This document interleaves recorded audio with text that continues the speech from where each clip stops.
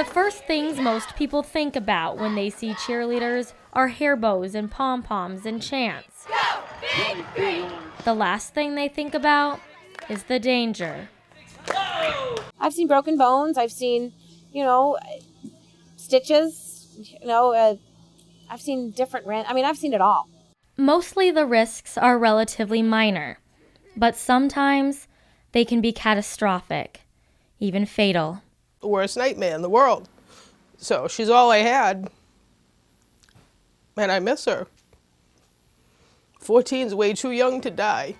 Ruth Burns lost her only child after a cheerleading stunt went horribly wrong. She fell from about 20 feet in the air, landed on a girl's shoulder and ruptured her spleen. She bled to death internally. And I think about it and it's like, how painful is that,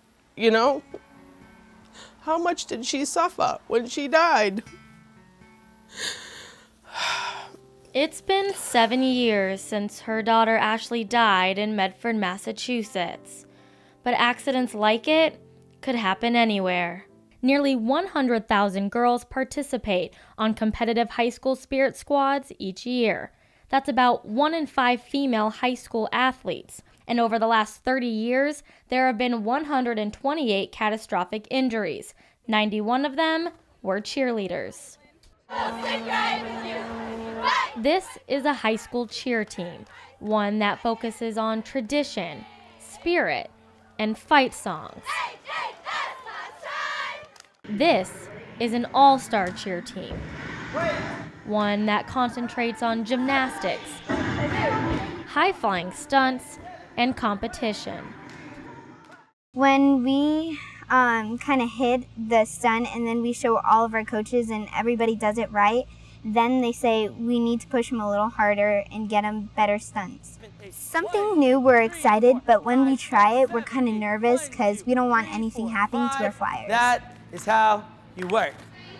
It's relatively recent that cheerleading coaches can even recognize symptoms of a concussion, but safety training in the last decade still leaves too much to chance. All Starts USASF, that recently came in 06. I opened in 02, and there was nothing.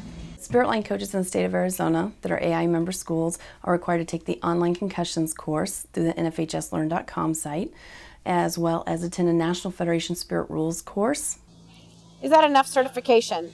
Yeah, because that's all they're requiring these days. Typically, if I have something that's hurt or injured, I'll take a look. I'll do some of my tests myself and see, but I'll always recommend an x-ray.